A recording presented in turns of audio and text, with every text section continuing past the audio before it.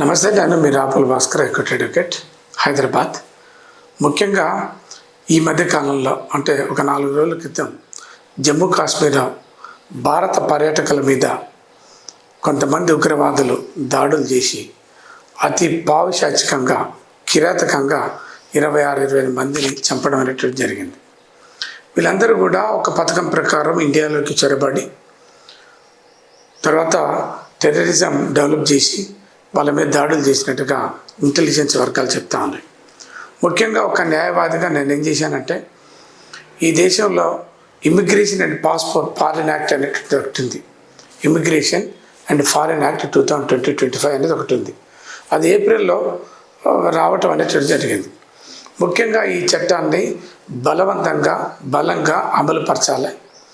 ఈ చట్టాన్ని అమలుపరిచేసి భారతదేశంలోకి వచ్చినటువంటి పాకిస్తానీలు, బంగ్లాదేశీలు, తర్వాత రోహింగ్యా అనేటటువంటి కంట్రీలకు సంబంధించిన సుమారు 2.5-3 కోట్ల మంది ఇండియాలో నివాసం ఏర్పాటు చేసుకొని టూరిజం పేరుతోటి, ఉద్యోగాల పేరుతోటి, మెడికల్ ట్రీట్మెంట్ల పేరుతోటి, రకరకాల పేర్లతోటి ఇండియాలోకి చొరబడి భారతదేశానికి సంబంధించినటువంటి సుమారు 5-6 లక్షల మంది మహిళల్ని వీళ్ళు పెళ్లి చేసుకోవడం అనేటువంటి జరిగింది.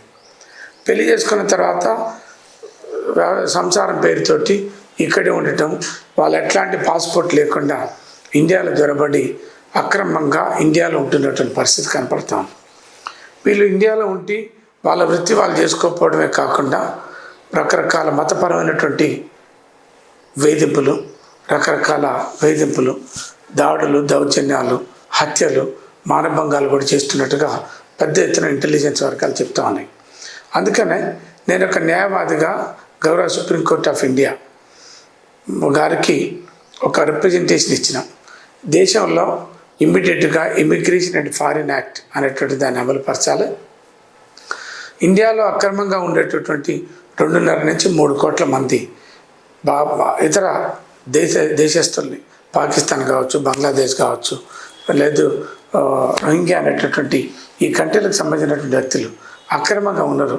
వీళ్ళందరినీ కూడా వెంటనే భారతదేశం నుంచి పంపించాలి.